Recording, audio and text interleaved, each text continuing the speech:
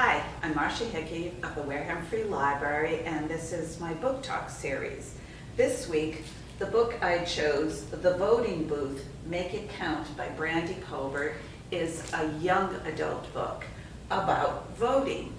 And it involves two high school seniors, Marva and Duke, both students of color who are voting for the first time. They both turned 18 and they're going to vote.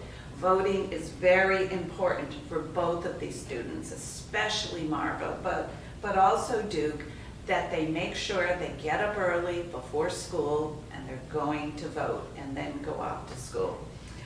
They don't know each other beforehand because these are both upper middle class families, and Marva goes to a very upper class private school, whereas Duke goes to the local public high school.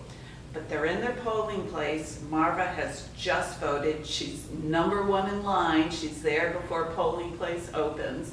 And Duke is like number 12. And when he gets up to the registrar there, they tell him, nope, he can't vote. He's not registered. And he says, yes, I did. I went with my father. I registered. She intercedes because she's very gung-ho. She's spent a lot of time helping people register. And they find out he must have done it at his father's polling place, not his mother's. So Marva says, I'm going to help you. And they go off on an adventure. You think it's going to be easy, but getting Duke to vote takes the entire day.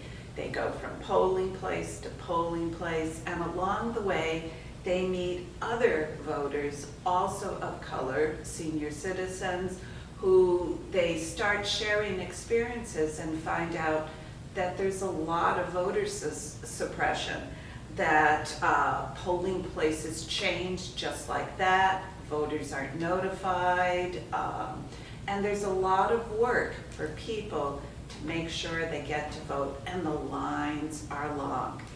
They persevere. They finally get Duke to the right precinct. He gets to vote. He makes his choice.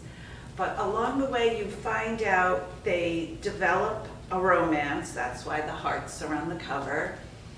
But you find out more about voter suppression and subtle racial injustice, things you may not have thought about, but all of those issues are discussed in the book. And what makes it interesting is the author does a first person through both characters.